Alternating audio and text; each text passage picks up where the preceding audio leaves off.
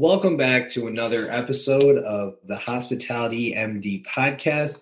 Today, I'm very happy to bring Adele Gutman onto the show. Adele has been named one of the top 25 minds in sales and marketing by HSMAI after her portfolio of hotels at the Library Hotel Collection were ranked number one in guest satisfaction for any luxury hotel brands. And now with the whole pandemic and everything like that, unfortunately, I hear you're no longer with the company, but you're off to some great adventures on your own and looking to kind of spread your wings and help as many hotels as possible get their guest satisfaction to a place that they can be proud of. So welcome to the show. Thank you so much. Yes, actually, it's something I kind of longed for as much as I loved working for the Library Hotel Collection, and I still do love to work, and I'm happy to work with them anytime they want to hire me as a client whenever they're ready. But I just feel like I had such an important message to share with hoteliers about something that worked so well, just magically effective in producing revenue and generating demand for hotels. And too often I see hotels just either not appreciating the incredible relationship between reputation and reviews and revenue, or they understand it, but they don't know how to get there. Like they just are not connecting the dots. But after doing it for 20 years, with a lot of trial and error, and but I think it's a journey for everybody. It's not, what exactly we did may not. The process will work for anybody, any hotel, any restaurant, any yoga studio, flower shop, bakery, any kind of service business. But exactly how to apply it to your business is always going to be a custom thing. And sometimes it's hard to connect the dots. And so I'm hoping to give some ideas and some inspiration and a path, about the way the system works to people so that they can stop applying it. Because you know what? It's so much fun to work this way. It's much more of a pleasure to get compliments all day than to take complaints. And I feel like that will fuel like more positivity in your workplace, because when your associates get berated with complaints all day long, or they log in and to TripAdvisor and they see negativity, they feel bad. They feel like they're failures. It kind of lowers morale. But if your guests are coming up to you, this is great, where can I leave a review? Or they log in and they see, oh, I remember that guest, she was so cool, and now here's a review from her. I mean, it almost just is a snowball effect of positivity that I can imagine. You're so right, Kyle. And you know what? Right now, I'm part of a Facebook group. You may be as well, called Hospitality Family. That a lot of hoteliers. Yes, I could say a bunch of things about that group, but I'm glad you brought it. But you know what? It really is. It's really lovely in a way, because it's everybody. It's not just managers or salespeople or banquet people or restaurant people. It's just everybody. From the laundry room to the bellman to the general managers to the owner, it's the whole thing. And when you hear what people say, and I can feel that they want to do the right thing, and that they love hospitality and they're in this business as opposed to some other business for a reason. It hurts their heart to even be looking outside the industry, which of course so many people are having to do right now. But a lot of people will comment if you ask them, gosh, we're all just numb We're numb from taking all of these complaints. We have just shut down. Somebody even said, we're dead inside. And he didn't mean for himself. He meant we're just dead inside from what we've been, putting up with in terms of guest behavior and complaints and things like that. And that is not a good place to be. At the same time, I just read a travel agent say, you know, I always give my feedback as a travel agent. I feel it's my responsibility, and I owe it to that general manager to give my feedback. What I saw was good. What I saw wasn't good. I don't necessarily have to do it publicly, but I feel I deserve that feedback. And you'd be surprised. So few people even say thanks for the comments. I mean, they're not even being acknowledged. So and she feels, oh, people don't care. Well, I feel they do care. They do care, but they've just shut down. And, it's just this way of doing business is not going to get you anywhere. In order to change anything, hopefully the leadership, but it could come from any leader in the organization. It doesn't have to be the top leader. To say, we're here. We're here for the next 8 hours or 12 hours. You know how it is. We're here for this shift, for this day. And, we could just do the tasks on our checklist, or we could do it with a mission to make everybody happy, to see, let me try different things. What is going to light people up? How can I give this person who's tired and hungry and, irritated, have gone through whatever travels they've gone through, whatever's happening in their life right now. How can I take this person and lift their spirits and make them feel a little bit better? And you know what? If you talk about lifting people up, if you talk about kindness and compassion every day, and if you say to the team, you know what, we really need to outshine the competition right now. Let's all work together. Let's be the top-rated hotel on TripAdvisor, or at least in our market or in our comp set. Let's take, what is our guest satisfaction level now? What does TripAdvisor say? If you go to the management center and look for your average for the last year, is it 85% guest satisfaction? Is it 75? I hate to tell you how many hotels have 65% guest satisfaction. Take that and say, what would happen if we took that to 90% guest satisfaction? Let's aim for 100 and maybe we'll fall on a 90. Aim for 100, always aim for 100. But let's see how much we can shift this by the end of the next 3 to 6 months or the end of the year. What are we going to do every day? Let's watch it grow together, and let's come up with ideas together on what can we do in this department that lights people up? What can we do with this department that lights people up? When somebody says this to me, what am I going to do to make them feel cared for, appreciated, and respected?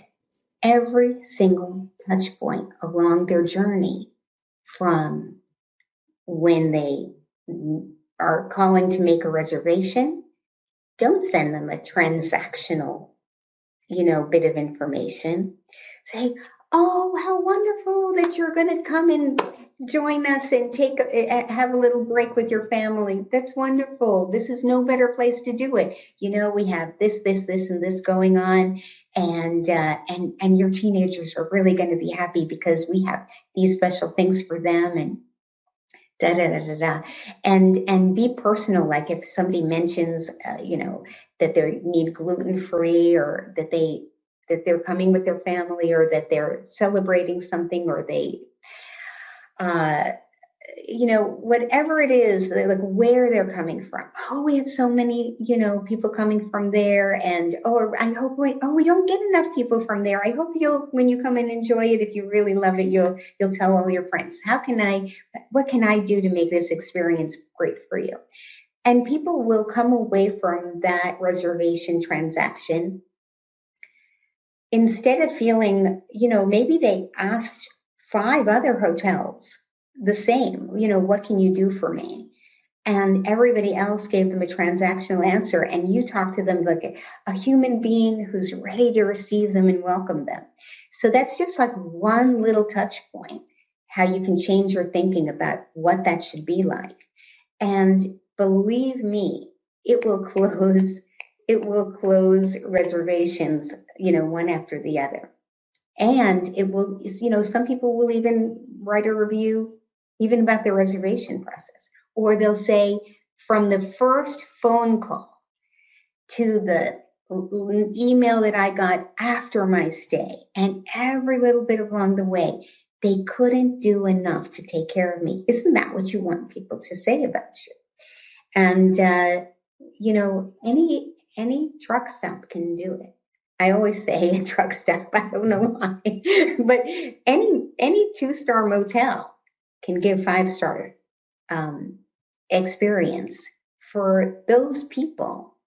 When they compare it to all the experiences that they've had and what they can afford. If you may not be able to make your rooms opulent, there may not be a chandelier in the bathroom, but if you can make it fresh and clean and cheerful and welcoming and a place where they feel like they have a friend that they can call and say, where's the nearest this and that, and you'll be able to be helpful to them. That's going to make that motel number one. Pizzerias have been number one on the list, or very close up to the list in New York restaurants. For example, plain, you even the halal carts where they give you Sure. chicken and rice. They do really well. There's a halal cart in New York that's famous for having a line around the block. And that's beyond just the food at that point, because a lot of places have great food, a lot of places have great rooms, but the service is always going to be the differentiator. Now, a couple things that you said, I actually got goosebumps at one point when you were talking about, these comments that you're seeing online, and I do think that for hoteliers out there that are not on these Facebook groups or really keeping their ear to the ground, so to speak, as far as what's actually happening from the bulk of the people in the industry. Because I think for me, I always look at my engagement in that group as almost looking at a sample size of like the entire hotel industry and what's happening, across the country, because I'm used to, larger, more upscale hotels in Chicago, but a lot of these people are working at small motels on the side of the highway somewhere. So these trends that you see happening where people feel dead inside, they feel like their owners don't have their back, they feel like it's always negative, negative, negative. It's really telling to kind of where we are as an industry right now, beyond the financial trouble the pandemic has set on. And as we move forward, I think starting to figure out like, okay, what can we do to get ahead of our competition? What can we do to not only make our team feel more positive, but to establish our reputation as we reset the industry will be huge. So, as much as a lot of people may think, oh, well, this, an investment into doing this, we just don't have the cash right now, but it's almost, can you afford not to do it? Right? Like, Exactly. think about where everybody's at right now. I mean, it's truly devastating. And something like with what you're talking about, it is a injection almost of positivity that I think would be transcendental to any hotel organization, especially right. Absolutely. And it's what costs, I mean, as you said, how can you afford not to do it? It costs sometimes when you have to buy someone a second meal because that one, they had a bad experience, or if you comp somebody a night. By the way, I stayed at a few aloft hotels this year. Um, you know, I wouldn't say for vacation, but just because we had to, because we had to travel for whatever reason. And my husband lets them know that there was something wrong with the shower and that he wasn't able to get hot water or whatever. And they comped the stay, and we really appreciated that. But you know what? They didn't need to do that. I Mhm. just want to just say that sometimes we better to overcompensate than undercompensate. But something smaller might have been fine. And another one of the hotels said that somebody was going to get when I made a comment that this is not good, and I can't help but sharing this with you because I'm a hotel person, and I thought you ought to know. And they said, somebody's going to get back to you on that, and nobody ever did. And the thing about a brand is that what one hotel does, paints the picture for everyone. But sorry. What I was going to say is it is expensive and time consuming because time is also a resource, not just money. It is expensive and time consuming to deal with complaints all the time.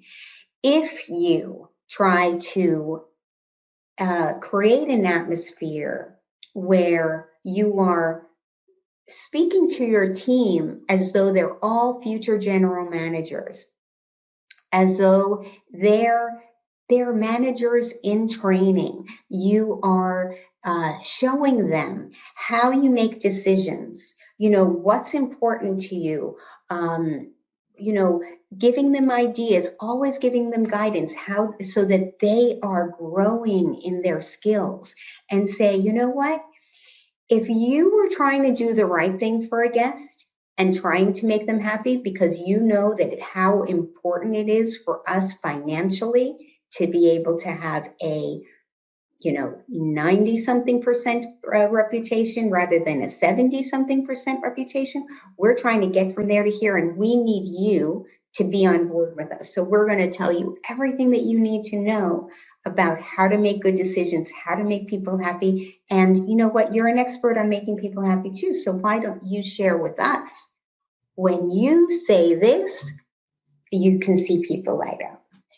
Ask them, what are the things you do to make people light up? Have everybody write down those things and then share them as a team and compile them, maybe refine them in a way, where you're melding together different things from different people, and share them with the team saying, our team has been getting great responses doing this. Why don't everybody try doing these things too? Those are our best practices. And then as we continue in our process of listening to the guests and what their complaints are, bring them to the attention of management. I know you're handling it. You're handling it by, giving them something free, but I want to actually avoid the problem next time. I don't want it to take up your time next time. I don't want it to take up our money next time. And I don't want it to interfere with the guest's happiness. So tell us whenever there's a problem, even though you handled it, or even if you fail to handle it, just tell us. You won't get in trouble. Tell us about the problem. And let's see if we can collaborate, all from the people on the top of the experience list in the hotel to the people who are fresh in the industry, who may bring fresh eyes to how to solve a problem. Don't assume that you can't do anything differently. I told that travel agent who wrote to me and said that general managers don't even acknowledge when she takes the time to give them feedback that she thinks will be helpful. And she said, they don't care.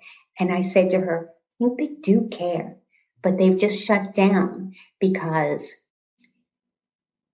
they they are afraid to try something new. What if they fail?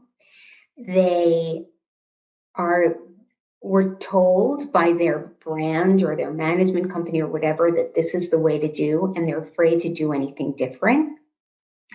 They believe that this 67% guest satisfaction or 82% guest satisfaction is their destiny and what they have to live with, and that's the way it is at their hotel, and that they don't have the power to make a change. But that's not true, because every single day we walk into a hotel, we should be all about how are we going to make this day better than every other day that's been before? And what am I going to learn from this day that's going to make tomorrow better? Every day we should be living in a world of continuous improvement. And every time somebody mentions something that went wrong, we say, well done for pointing out something that went wrong. Let's talk about it. How can we make things better? Okay, we learned something today. Yay, celebrate that. You know, it's much more fun. And then when somebody said, I tried that, and you know what? I'm not getting those complaints anymore because of the way I'm telling them about it, because the way I'm making them feel that I'm on their side about it, and by the way that I'm taking care of their needs and making them feel cared for and appreciated and respected. It has kind of like just de-escalated the situation. I don't have those complaints anymore. Or now that you've put that information on the pre-stay email so that they know what to expect, I don't have to deal with it at the front desk because they know. Yeah, there's a couple things. Again, you gave me goosebumps for the second time in this interview when you mentioned the feeling that a lot of hotel managers get. um, they feel like whatever my current situation is, that's just our destiny. That's just, we're just a 3-star hotel. We're just a run of the mill, whatever. And this is just all we're ever going to be. This is all I'm ever going to amount to. Because I felt that way before too, as much as I'm so passionate about hospitality, so much so that I do a podcast about it. I've had moments where I've been so defeated and so like just almost to the point where I'm just about to give up because of consistent complaints, consistent negativity, just feeling like I have no power in this situation. And I feel like just starting to change the script to feel like we have some control over our destiny would be huge. So I love that you focus on that as well. Now, another thing I think is hugely important that you mentioned, because I've experienced this myself, is the cost of dealing with complaints. And I never really put it into this perspective before, but without naming the hotel, I'll say that there was a hotel I worked at in Chicago that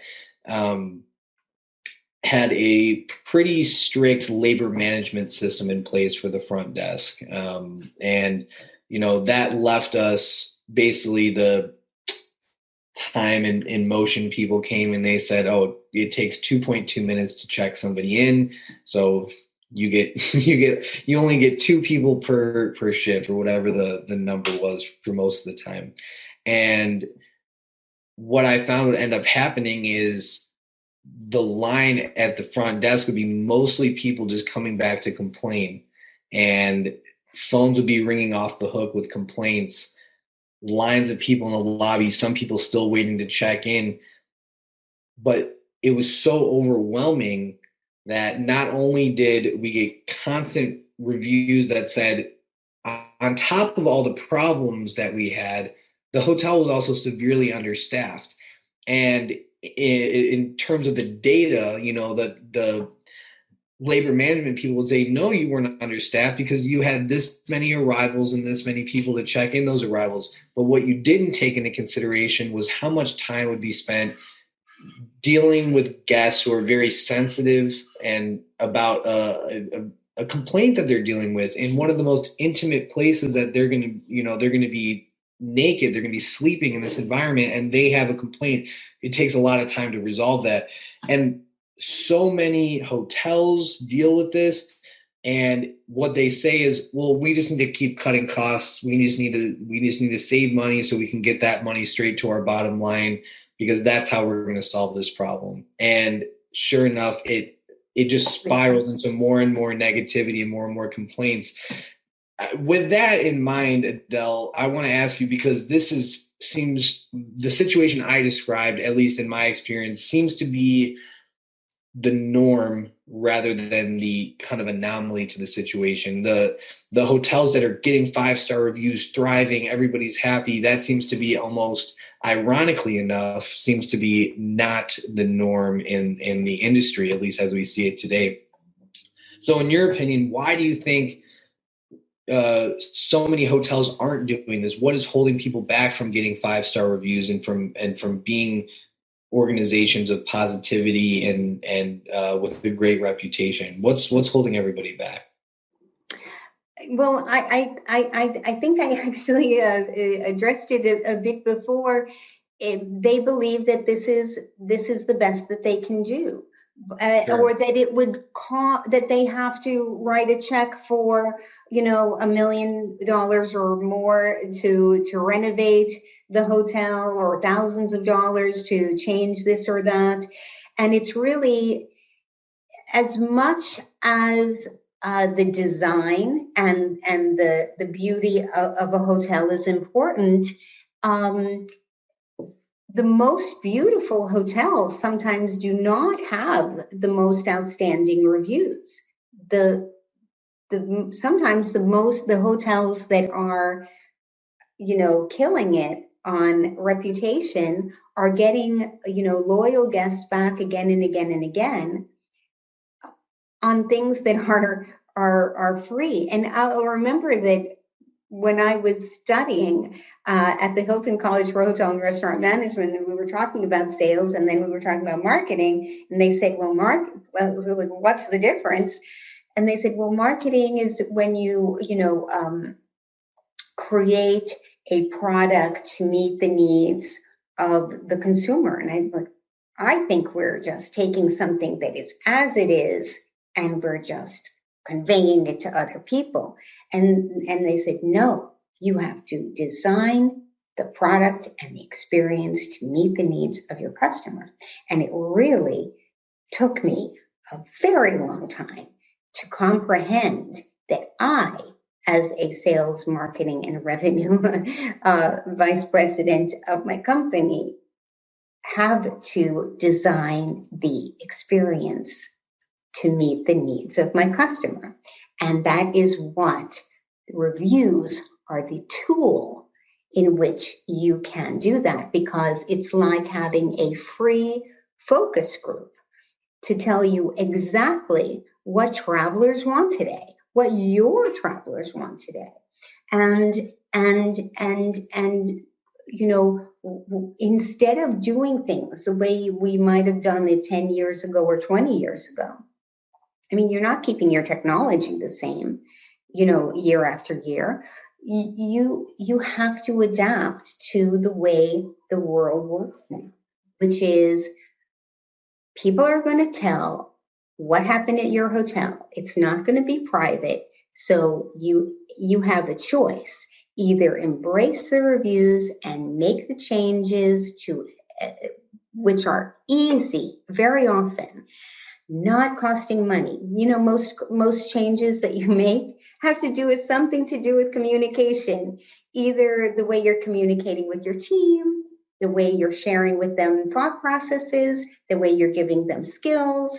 And this is in daily practice. I do not mean that you need to take everybody out and put them in a classroom and teach them something every day. You can, in your stand-up meeting, that is your time, in your pre-shift huddle, to talk about what your values are. Let's give it okay, we're going to be here for the next 8 hours. Let's have some fun. Let's make everybody happy. Here's a little thought for you. People have been saving their money to come here, and they've been dreaming about coming here, and we live here every day, so we're, numb to it. But people dream about coming here and connecting with their family and their friends and their loved ones, and just having a little peaceful time, or having a little exploration time. Let's do everything they can to make this great for them so that they'll remember it forever, and that they'll always have stories to tell their friends, and that they'll share it on TripAdvisor, and that'll lead more people to us and more people to us. And if everybody understands that they're part of that, they can do it. But as long as you think that we must do everything the way it was yesterday and a year ago and 10 years ago and 20 years ago, this is the way the last GM did it and the last GM did it. Look, even if we did something last year, guess what? Things are different this year, right? Every year things are different. So we always have to be adapting. So we always have to be listening. And you know what? I think that for a lot of people, it's hard to read a review with a negative comment. Even if it's a positive review, sometimes there's but if there was one thing I would change, it would be this. You should still listen to them, because that is giving you, a guide as to what is important for people today and how you can stand out from the crowd. So let all the other hotels in your comp set, hold their hands over their ears when the reviews come in. You take those as a signal. Can I be communicating something better? Is there, it is, why is the food cold at breakfast? Why am I getting that complaint? And then you find out that, sometimes they set it up and they don't replace the burners underneath. Or, why don't we try putting 2 burners underneath? Why don't we have a timer so that every time, it's 30 minutes, somebody goes and checks to see if they need to replace something. Maybe we're not covering it properly.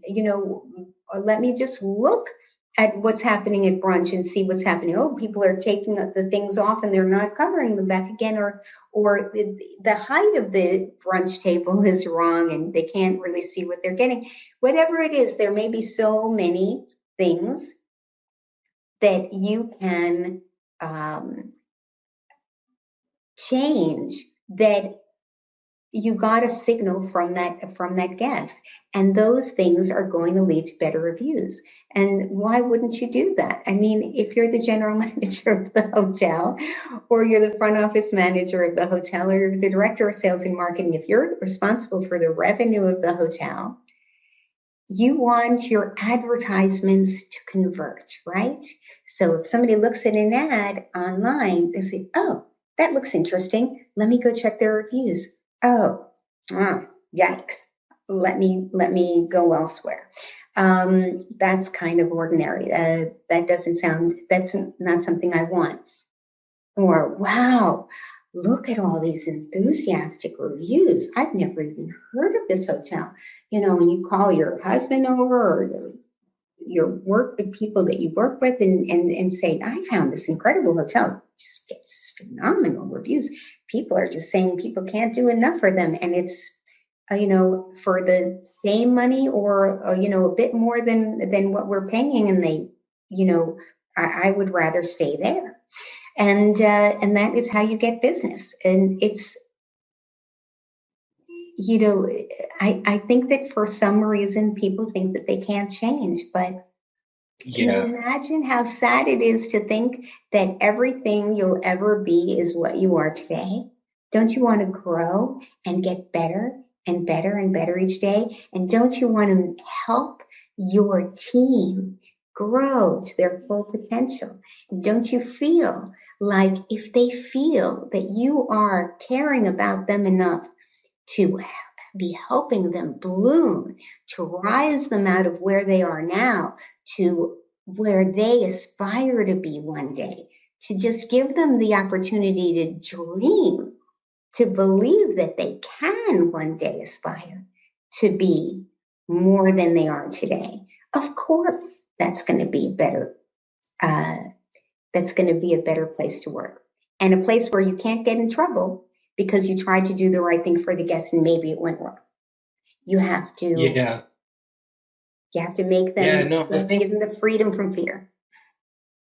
yeah, because it sounds to me like it really is primarily a mindset issue that our hoteliers are facing right now. One thing that I really, really liked that you said was, during stand-up meeting to just remind your people like, hey, we're numb to this because we're here every day, but this is somebody's dream come true when they walk through the doors of this hotel. And I actually had an idea that the next time I interview somebody at a hotel and I invite them in for an interview, and I think I'm going to start doing this for now and forever, I'm going to meet them outside and I'm going to tell them before we walk through the door to just be extra aware of your senses. What do you smell? What do you feel? How does it look? Soak it all in and remember it. And because I think a lot of times, like, you have to think back to the first time you walk through the doors and kind of experience it with fresh eyes and to never forget that. So I think I might start doing that because I think that would be kind of something that you could always refer people back. Hey, remember when the first day you came here and, you smelled it for the first time in the lobby and you saw the light fixtures or whatever the case might be. I think it will go a long way for people. So I love that. I think it's definitely primarily about mindset for sure. Now, Adele, we are just almost out of time here for the interview, but I did want to give an opportunity here to shout out your LinkedIn profile, number one, because you've been particularly active on LinkedIn. So we will be sure to put your profile link in our show notes for the episode so anybody listening can connect with you there. And also aspirereputationmarketing.com is a wealth of resources and knowledge about your services and offerings, which we will also include the link there. Now you're also on Instagram as well. Is that right, Adele? Yes, don't pay attention to that yet.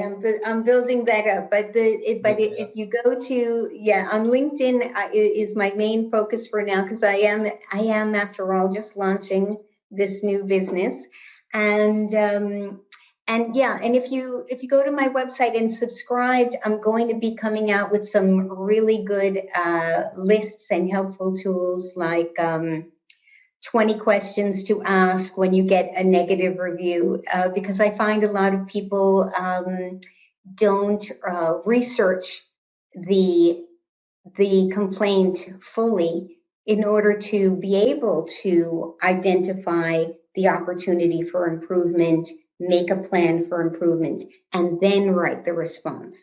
So things like that. Or there'll be a lot of top 5, top 10 type things coming up.